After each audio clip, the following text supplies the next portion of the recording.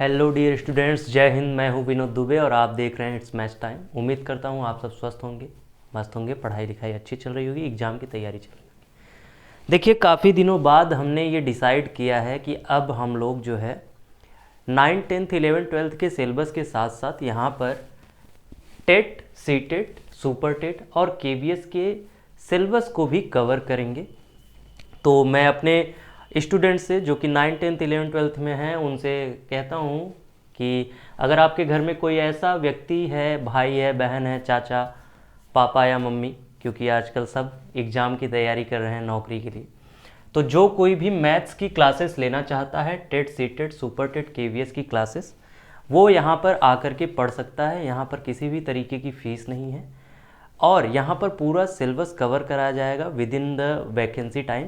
हालांकि ये केवीएस का सिलेबस हम कवर कराने की कोशिश करेंगे, लेकिन जो है बाकी जो हमारा टेट है, सी टेट है, सुपर टेट है, इन सब के सिलेबस को कवर कराया जाएगा डिटेलिंग के साथ। यहाँ पर देखिए, हम मैथ्स की बात कर रहे हैं तो मैथ्स में जो सिलेबस है उसको हमने पहले से ही यहाँ पर लिख रखा है। जैसे देखिए, जो पहला चैप्टर हम डिस्कस करेंगे नंबर सिस्टम के बारे में, तो नंबर सिस्टम में आप जैसा कि जानते हो बहुत एक लंबा चैप्टर है जिसमें हम नंबर्स के बारे में समझेंगे, whole number, natural number, integer, rational, etcetera etcetera etcetera. उसके बाद understanding of figures and numbers, यानी कि हम उनके नंबरिंग सिस्टम को जानेंगे, यानी कि कैसे हम किसी भी चीज़ को नंबर्स में डिनोट करते हैं। इसके अलावा हमारा जो नेक्स्ट है एडिशन एंड सब्ट्रैक्शन। देखिए, हमारे जो मैथमेटिकल ऑपरेशंस हैं वो मेनली 4 हैं। कौन है? एडिशन, सब्सट्रैक्शन, मल्टीप्लिकेशन और डिवीजन। तो ये 4 यहाँ पर टर्म दिए गए हैं।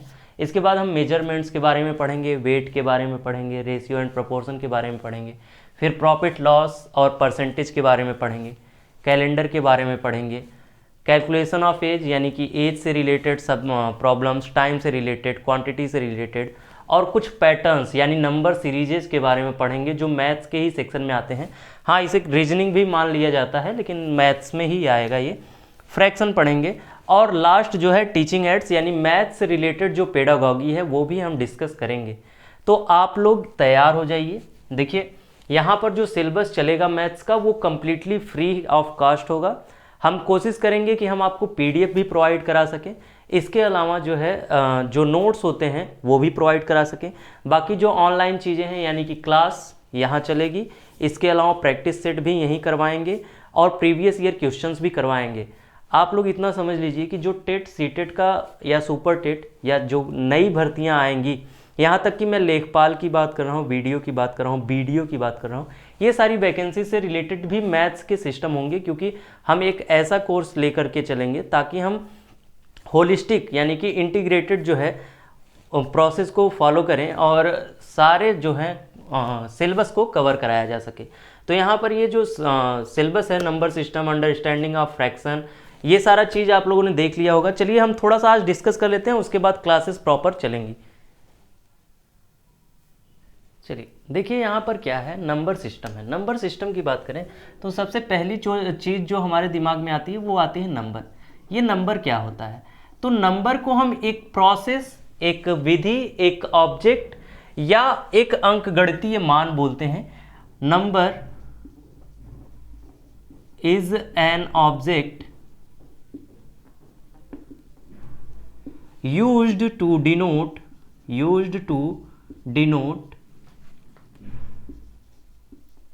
mathematical measurements और terms.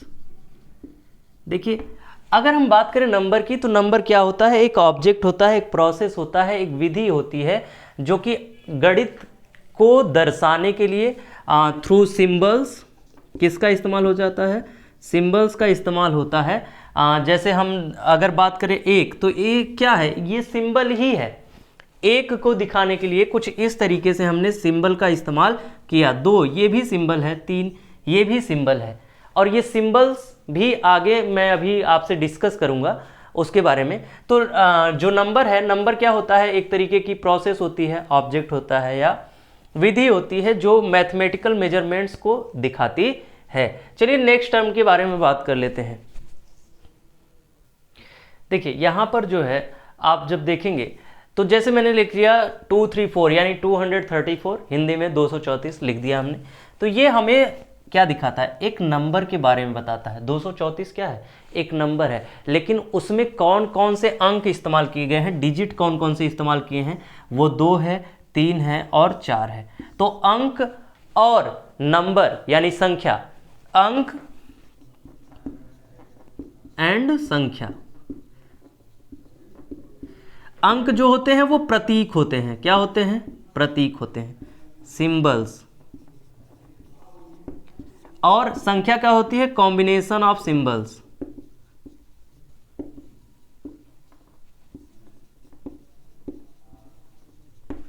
With its place value term. यानी कि अब जब हमको दिखाना पड़ेगा, अगर हम दिखाएंगे 234 को तो हम बोलेंगे 4 इकाई यानी 4 वंस, 3 दहाई यानी 3 टेंस और 200 यानी 2 सैकड़ा। ठीक है, लेकिन अगर हम कहीं ऐसे लिख दिए वो 2 3 4 1 5 6 7 8, तो हमें कुछ बोलने की जरूरत नहीं कि 1 इकाई 2 इकाई 3 इकाई 4 इकाई 5 इकाई, ऐसे बोलने की कोई आवश्यकता नहीं। लेकिन यहां पर अगर हम लिखेंगे, कोई भी नंबर लिखेंगे, जैसे ये लिख दिए, अगर हम इसको लिखेंगे तो बोलेंगे 456, ऐसे नहीं बोल सकते ना 4 5 6, 4 5 6 इसको नहीं बोल सकते। तो ये क्या है, ये नंबर दिखाता है भाई, नंबर ये है, और ये जो है ये डिजिट्स हैं यानी अंक है। अब आप सोच रहे होंगे ये क्या लल्लू चीज़ें पढ़ा रहे हैं सर, लेकिन देखिए सर, जैसा कि मैंने आपको पहले ही बता दिया कि हम बेस लेकर के चलेंगे। जो चीज़ें आपको एकदम लल्लू पंजू दिख रही हैं, क्या पता कि किसी के लिए ये एकदम पहाड़ जैसी हो।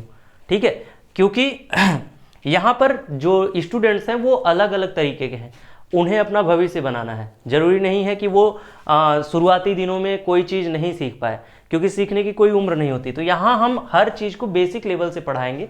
देखिए, जिनको नहीं समझ में आ रहा है वो स्पीड स्लो करके वीडियो को देखें, समझ में आएगा। जिनको समझ में आ रहा है वो 2x पे करके देखें, ताकि जल्दी जल्दी खत्म हो जाए क्लास। ठीक है, अब ये तो जबरदस्ती नहीं है ना कि कोई चीज़ मुझे आ रही है तो मैं लगातार उसको पढ़ता ही रहूं, ऐसी थोड़ी ना बात है। जो हमको चीज़ आ रही है तो हम उसको स्किप कर सकते हैं, ये हमारे बस में है।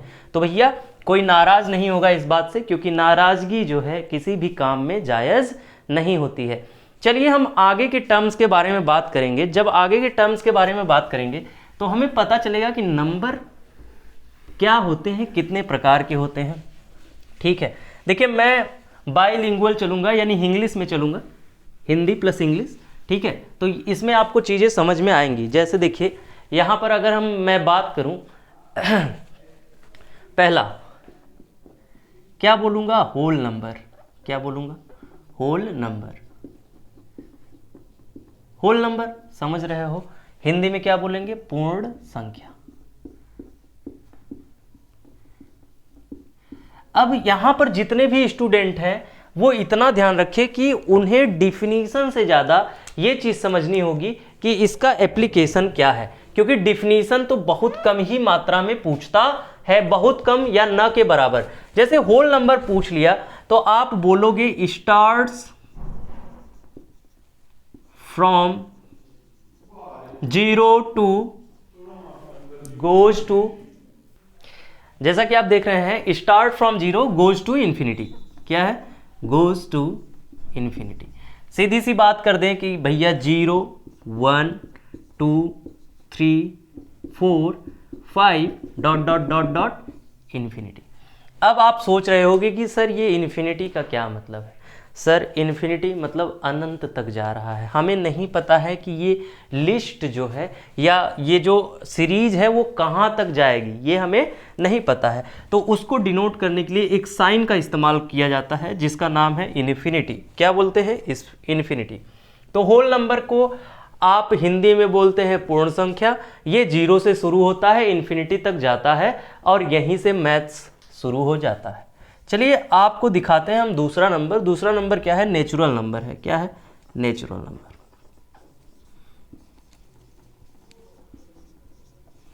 प्राकृतिक संख्या क्या बोलते हैं, प्राकृतिक संख्या बोला जाता है। प्राकृतिक संख्या से हमारा कहने का तात्पर्य यह है सर कि जो प्राकृतिक संख्या होती है ये 1 से शुरू होती है और जाती है इनफाइनाइट तक। ठीक है, ये कहाँ तक जाती है? इनफाइनाइट तक जाती है। नेचुरल नंबर क्या होगी? अब देखो, कभी भी कंफ्यूज मत होना, क्या है होल नंबर जो होगा, होल से क्या समझते हैं आप? ये देखो, एक ये होल होता है और एक ये होल होता है। सीधी सी बात है, जब भी होल की बात की जाए, इसका मतलब तो आप जानते हैं छेद होता है, छिद्र होता है, ठीक है। और होल मतलब संपूर्ण, क्या होता है? संपूर्ण या पूर्ण। और जब भी हम किसी चीज के पूर्ण होने की बात करते हैं तो हम कहते हैं कंप्लीट, पूरा, यानी जहां से शुरू किए वहां पर खत्म कर दिए, तो ये चीजें हो जाती हैं संपूर्ण। तो दोनों का ही मतलब क्या है? संपूर्ण। तो यहां से हमें ये एक आइडिया मिल जाता है कि देखो ये कैसा दिखता है, ये कैसा दिखता है, जीरो की तरह। तो ये भैया जीरो से स्टार्ट होगा और जाएगा इनफाइनाइट तक। नेचुरल नंबर जो है 1 से स्टार्ट होगा, जाएगा इनफाइनाइट तक। चलिए देखते हैं नेक्स्ट नंबर के बारे में, समझते हैं। देखिए सर, जो नेक्स्ट है हमारा, इंटीजर्स की बात करें। इंटीजर्स क्या होते हैं? पूर्णांक। अब अभी आप जानते थे कि जो पूर्ण संख्या शुरू होती थी 1 2 3 4 डॉट डॉट डॉट डॉट कहाँ तक जाती थी? इनफाइनाइट तक जाती थी। तो भैया जब इन पॉजिटिव यानी कि धनात्मक संख्याओं के साथ हम ऋणात्मक संख्या को भी रखते हैं तो ये बोला जाता है पूर्णांक। अब कभी भी जब आप किसी भी काम को करते हो तो वो उसके अच्छे और बुरे दोनों पॉइंट को देख करके वो किया जाता है। तो हमें पता चला कि जब हम मैथ्स पढ़ते हैं तो हमें प्रॉफिट के साथ साथ लॉस भी होता है, और लॉस के लिए हमारा जो है, तो जैसा कि देख रहे हैं आप लोग यहां पर जो है जीरो हमारा क्या है? मिडिल में आता है। इसे ना पॉजिटिव नंबर माना जाता है ना ही निगेटिव नंबर माना जाता है, लेकिन हालांकि बहुत सारे कामों में इसे पॉजिटिव माना जाता है। अगर जनरली देखा जाए इसकी प्रकृति कभी भी पॉजिटिव या निगेटिव नहीं होती, लेकिन इसे हमेशा पॉजिटिव की तरफ धकेला जाता है, यानी पॉजिटिव की तरह इस्तेमाल किया जाता है। यहां पर देखेंगे 0 1 2 3 4 ये इनफाइनाइट तक जाता था, तो इसे हम क्या बोलते थे? होल नंबर बोलते थे। क्या बोलते थे? Whole number. जब हम होल नंबर के साथ निगेटिव नंबर्स को भी मेजर करते हैं, क्या करते हैं? निगेटिव नंबर्स को भी साथ लेकर के चलते हैं, तो हमें पता चलता है कि इस पूरे सिस्टम को, इतने पूरे सिस्टम को हम इंटीजर या पूर्णांक बोलते हैं। पूर्णांक के बाद देखिए, अभी हमने पढ़ा क्या? होल नंबर पढ़ा, नेचुरल नंबर पढ़ा, इसके बाद हमने इंटीजर पढ़ा। अब इसके बाद हम सम संख्या, विषम संख्या, भाज्य संख्या, अभाज्य संख्या के बारे में पढ़ेंगे। चलिए देखते हैं आगे। देखिए सर, यहां पर लिखा गया है सम संख्या, विषम संख्या। सम संख्या हम कहते हैं 0 2 4 6 8 10 डॉट डॉट डॉट इनफाइनाइट। अब समझने वाली बात यह है, the numbers which are divisible by 2, यानी कि ऐसी संख्याएं जो 2 से कट सकती हैं। ये दो बहुत इंपॉर्टेंट आदमी हैं। जैसे केमिस्ट्री में हमारा कार्बन बहुत इंपॉर्टेंट होता है, उसी तरीके से मैथ में हमारा 2 बहुत इंपॉर्टेंट होता है। काफ़ी सारी चीज़ें ये डिसाइड करता है। हालांकि हमें ज़्यादा चीज़ों के बारे में नहीं जानना है, हमें सिर्फ सम और विषम के बारे में जानना है यहाँ। तो ऐसी संख्या जो 2 के द्वारा कट सकती है उसे हम सम संख्या की श्रेणी में रखते हैं, और ऐसी संख्या जो 2 के द्वारा नहीं कटती है उसे हम विषम संख्या की श्रेणी में रखते हैं। ठीक है, समझ आया भाई? देखो, ऐसी संख्याएं, कैसी संख्याएं? ऐसी संख्याएं जो 2 से कट सकती हैं। ठीक है, जैसे 0 हो गया, 2 0 जा 0, यानी 2 शून्य नहीं 2 0 जा 0। ठीक है, चलिए 2 1 2 2 दूनी 4 2 3 6 ऐसे करके, अब 2 का पहाड़ा तो आपको आता ही है।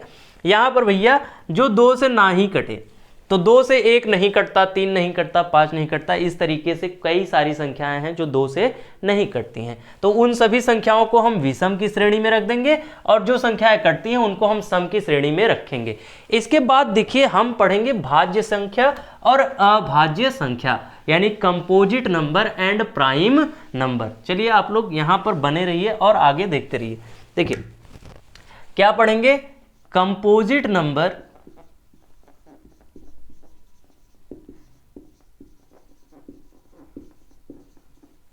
एंड दूसरा जो है प्राइम नंबर।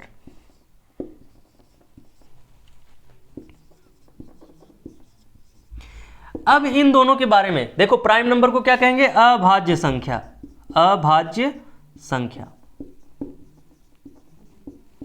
और यहां पर ये क्या है, भाज्य संख्या। क्या बोली जाती है, भाज्य संख्या बोली जाती है, ये अभाज्य संख्या बोली जाती है। समझिए क्या समझना है यहां पर कहीं शायरी ना बन जाए कि समझिए क्या समझना है, समझना है मैथ्स। चलिए भाज्य संख्या के बारे में जब बात करेंगे भैया, तो ऐसी संख्या जिसका 2 से ज्यादा फैक्टर हो, द नंबर्स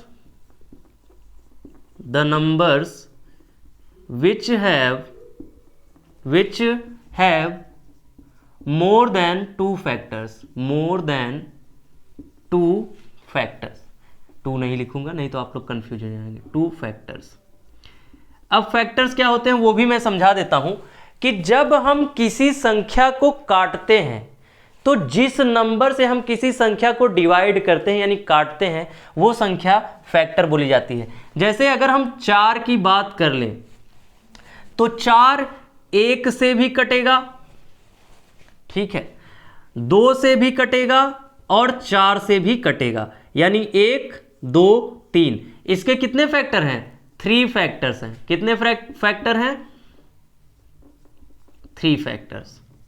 अभी मैंने बताया ऊपर कि the numbers which have more than 2 factors, यानी ऐसी संख्याएं जिनके 2 से ज्यादा क्या होते हैं, फैक्टर होते हैं, गुणक होते हैं, उन्हें हम कंपोजिट नंबर बोलते हैं।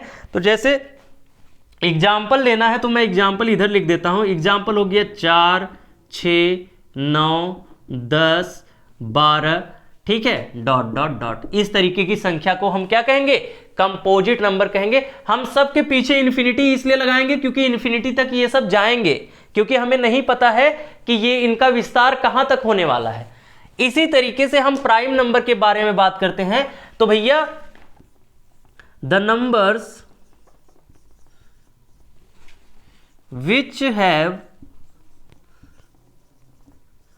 only 2 factors,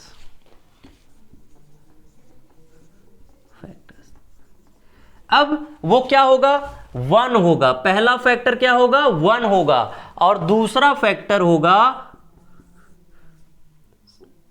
कंफ्यूज मत होइएगा, पहला फैक्टर क्या होगा, 1 होगा, और दूसरा फैक्टर होगा नंबर इटसेल्फ।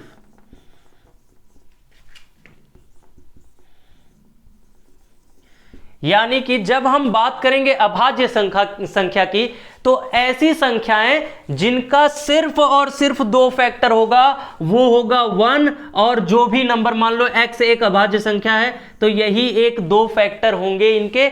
जैसे हम एग्जाम्पल के तौर पर लिखें तो एग्जाम्पल में आ जाएगा 2 3 5 7 11 13 17 19 23 29 31, इस तरीके से ये सारी नंबर्स क्या बोले जाएंगे, अभाज्य संख्या में आएंगे। क्यों, क्योंकि कभी भी देखो 1 2 1 3 1 5 1 7 1 11, इससे ज्यादा इनके कोई फैक्टर नहीं होंगे। देखिए, और अब यहां पर हमें 3-4 चीजें की पॉइंट्स बतानी है, लेकिन उसके लिए मुझे इसे मिटाना पड़ेगा।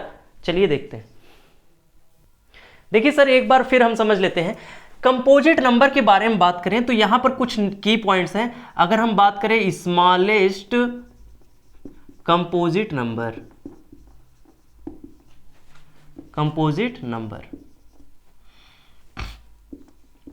स्मॉलेस्ट को कंपोजिट नंबर की बात करेंगे तो भैया वो होता है 4।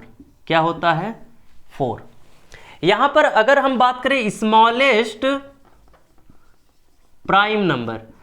हिंदी वाले सर, अब आपको इतनी इंग्लिश तो आनी चाहिए कि आप इसको समझ सकें, यानी कि सबसे छोटी भाज्य संख्या और सबसे छोटी अभाज्य संख्या के बारे में बात करें तो ये होती है 2। अब ये यहां पर ये भी जानना है कि स्मॉलेस्ट होने के साथ साथ one and only even number which is prime number also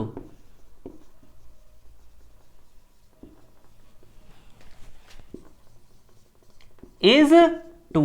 यानी कि दो ही एकमात्र ऐसी संख्या है जो इवन है यानी सम संख्या है और अभाज्य संख्या भी है। दो के अलावा जितनी भी अभाज्य संख्याएं हैं सब की सब विषम संख्या में आती हैं। अब यहां पर कुछ की पॉइंट्स और हैं, जैसे ये पहला हो गया, ये दूसरा हो गया, तीसरा समझ लो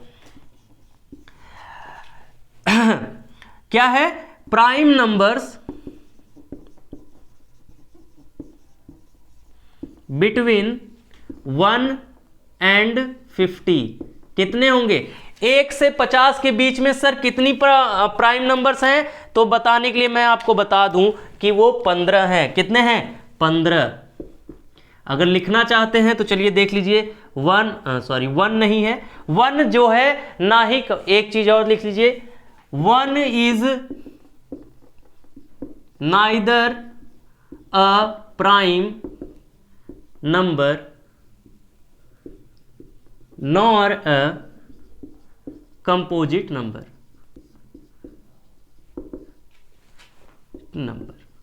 ठीक है सर, यहां पर यह बात आपको क्लियर होनी चाहिए। एक ना ही अभाज्य संख्या है ना ही भाज्य संख्या है, वह बस एक संख्या है। चलिए देखिए, 1 हो, फिर से 1 लिख दिया मैंने, 2 हो गया, 3 हो गया, 5 हो गया, 7 हो गया, 9 नहीं होगा, 11 हो गया, 13 हो गया, 17 हो गया, 19 हो गया, उसके बाद हो गया 23, 29, 31, उसके बाद हो गया 37, 41, 43 और यहाँ तक तो दिख नहीं रहा होगा, 41, 43 और 47। देखिए गिन लीजिए कहीं छूटा तो नहीं है। 1 2 3 4 5 6 7 8 9 10 11 12 13 14 15, बस यही 15 संख्याएं हैं। ये की पॉइंट हो गया। फिर चौथा नंबर अगर आपको देखना है तो चलिए इसको मिटा करके फिर बताते हैं आगे। प्राइम नंबर अगर बात करें 50 एंड 100 के बीच में तो यहां 10 प्राइम नंबर्स होंगे। अब समझ लो कि 53 हो गया, ठीक है। 53 के बाद क्या हो गया, 54 नहीं हुआ, 5 नहीं हुआ, 6 नहीं हुआ, 57 नहीं हुआ, 59 हो गया, 61 हो गया, और इसके बाद 67 हो गया, इसके बाद जो है 79 हो गया, 67 के बाद 71 हो गया, 71 के बाद 73 हो गया, 79 हो गया, और इसके बाद जो होता है 93 हो गया और 97 हो गया। देखिए गिन लीजिए, 1 2 3 4 5 6 7 8 9, और कौन सा बच गया है 89। ठीक है, 89 है, देख लेते हैं 89 है कि नहीं। तो यहाँ पर देखिए क्या है, यहाँ पर 79, फिर 83 है और 89 है। ठीक है, ठीक, 97, वो 93 नहीं होगा, 93 होता है 31 3 जा। ठीक है, तो अब टोटल क्या हो गए, फ्रॉम 1 to 100 की बात करेंगे तो हमें पता चलेगा कितने हैं टोटल, 25 प्राइम नंबर्स हैं।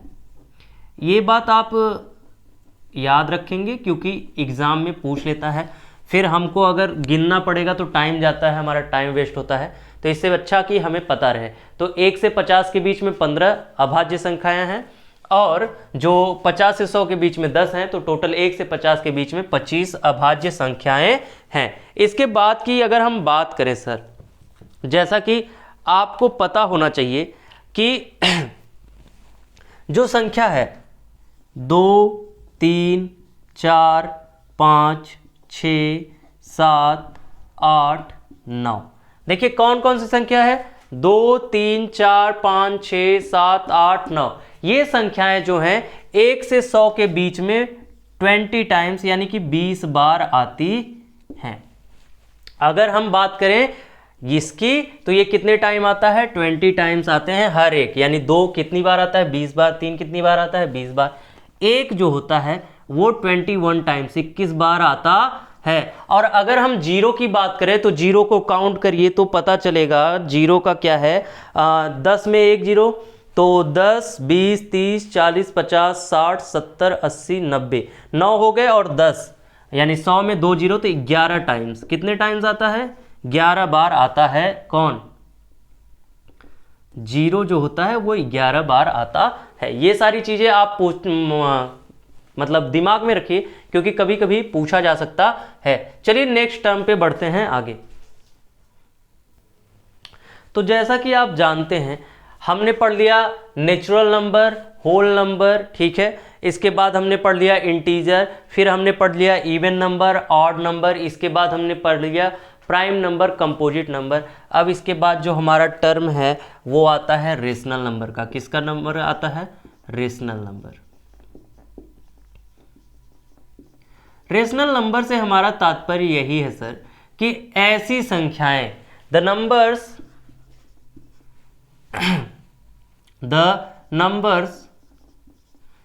which can be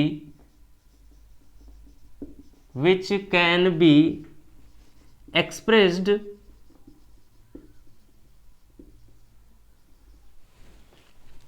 in the form of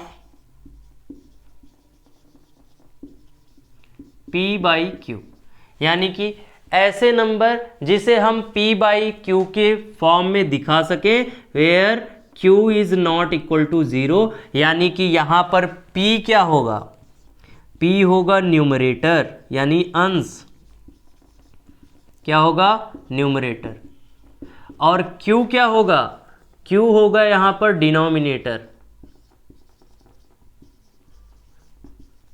और इसे क्या कहते हैं, हर।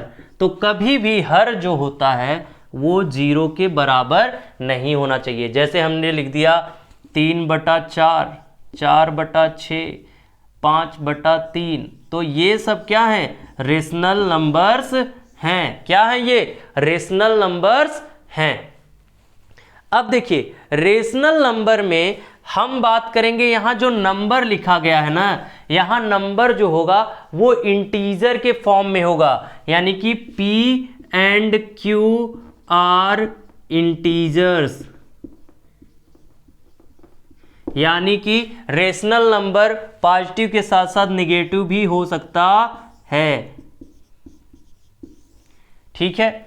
अगर यहीं पर रेशनल नंबर और फ्रैक्शन की बात हो जाती, फ्रैक्शन अभी आगे टर्म आएगा लेकिन मैं थोड़ा सा बता देता हूं, यहां पर फ्रैक्शन की अगर बात आती तो उसे भी P बाई Q के फॉर्म में लिखा जाता है और Q is not equal to 0 होता है, लेकिन यहां पर जो नंबर है वो क्या है, इंटीजर नंबर है, इंटीजर्स है। लेकिन यहां पर जो ये P बाई Q है ये कैसे नंबर होंगे, नेचुरल नंबर होंगे। यही डिफरेंस है फ्रैक्शन और रेशनल नंबर में, ठीक है, यही डिफरेंस है फ्रैक्शन और रेशनल नंबर में। लेकिन यहां पर अभी हम रेशनल नंबर के बारे में बात कर रहे हैं, तो रेशनल नंबर के बारे में हमने क्या कहा, the numbers which can be expressed in the form of P by Q where Q is not equal to 0 and P and Q are integers, ठीक है। तो यहां पर हमने बता दिया P क्या है, न्यूमरेटर है, अंश बोलते हैं, Q क्या है, डिनोमिनेटर है, इसे हर बोलते हैं। अब चलिए नेक्स्ट टर्म पे आ जाते हैं।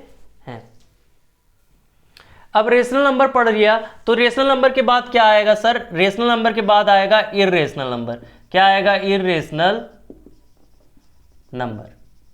रेशनल नंबर को क्या बोलते हैं, परिमेय संख्या, इसको क्या बोलेंगे, अपरिमेय संख्या।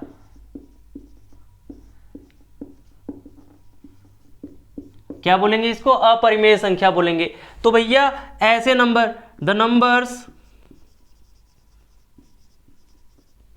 which cannot be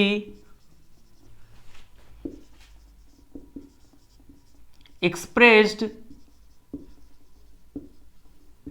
in the form of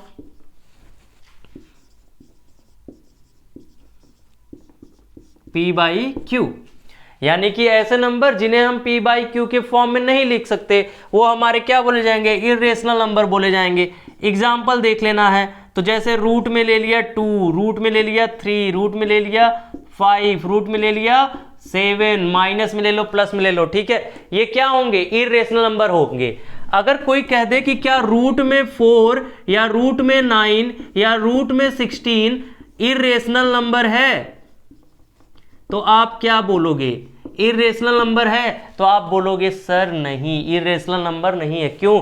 क्योंकि रूट 4 को हम बाहर लिख सकते हैं 2, रूट 9 को हम लिख सकते हैं 3 और रूट 16 को हम लिख सकते हैं 4, जो कि एक नेचुरल नंबर है। अब देखो, जैसे कि मैंने पिछले टर्म में बताया कि क्या है हमारा नेचुरल नंबर, जो इर्रेशनल नंबर यहां पर हो गया। रेशनल नंबर की जब मैंने बात की थी, किसकी बात की थी, रेशनल नंबर की बात की थी, तो हम जैसे कहते 1, 2, 0, 3, 4, ये सब भी क्या बोले जाएंगे, रेशनल नंबर बोले जाएंगे। क्यों? क्योंकि हम इसके अपॉन लिख सकते हैं 1, इसके अपॉन भी 1, इसके अपॉन भी 1, इसके अपॉन भी 1, इसके अपॉन भी 1। तो अगर नॉर्मली ये सब लिखे हुए हैं तो ये भी रेशनल नंबर की कैटेगरी में आते हैं। जैसे कह दिया कि 1 रेशनल नंबर है कि नहीं है। आपसे कभी भी एग्जाम में पूछ लिया कि जो 1 है या 2 है या 5 है, कोई भी नंबर ऐसा दे दिया जिसका बस न्यूमरेटर दिया हुआ है, ठीक है, तो पूछ लिया आपसे कि भैया बताइए कि क्या ये रेशनल नंबर है, तो आपने कहा नहीं, तो वहीं पर आपका सवाल हो जाएगा गलत। तो आपको क्या बोलना है, हाँ। अब ध्यान देने वाली बात यह है कि अभी मैंने पिछले टर्म में बताया था कि p/q होगा और q is not equal to 0 होगा। तो यहां पर समझो p/q है, तो अगर q इक्वल टू 0 हो जाए, कि 1/0 हो जाए या 2/0 हो जाए, तो हम इसको क्या कहते हैं, नॉट डिफाइंड कहते हैं, नॉट डिफाइंड कहते हैं। क्योंकि जब भी हम किसी नंबर में 0 से डिवाइड करते हैं तो हम एक निश्चित रिजल्ट पर पहुंच ही नहीं पाते हैं, इसलिए हम उसे नॉट डिफाइंड की कैटेगरी में रखते हैं। बहुत लोग यहां पर इन्फिनिटी लिखते हैं, लेकिन इन्फिनिटी नहीं लिखना चाहिए, हमें लिखना चाहिए नॉट डिफाइंड, ठीक है। यहां पर हम नॉट डिफाइंड लिखेंगे तो वो ज्यादा बेहतर रहेगा, ठीक है। इतनी चीजें हो गई। अब देखिए, आज की क्लास में हम यहीं तक करेंगे, अगले क्लास में हम आगे की चीज़ों के बारे में डिस्कस करेंगे, और तब तक के लिए आप हमारे साथ बने रहिए। अगर किसी भी प्रकार की प्रॉब्लम दिख रही है क्लास में, कोई भी सजेशन देना है तो आप दे सकते हैं कमेंट सेक्शन में, आप अपने विचार दे सकते हैं कि क्या चीज़ें सही चल रही हैं, क्या चीज़ें गलत चल रही हैं, उसके हिसाब से सुधार भी किया जाएगा। और आप लोगों की परीक्षा की दृष्टि से, आप लोगों के सफलता की दृष्टि से हम लोग अपनी पूरी मेहनत करेंगे। साथ ही साथ आप लोग हमसे जुड़े रहिए, इट्स मैथ्स टाइम के साथ बने रहिए। जय हिंद।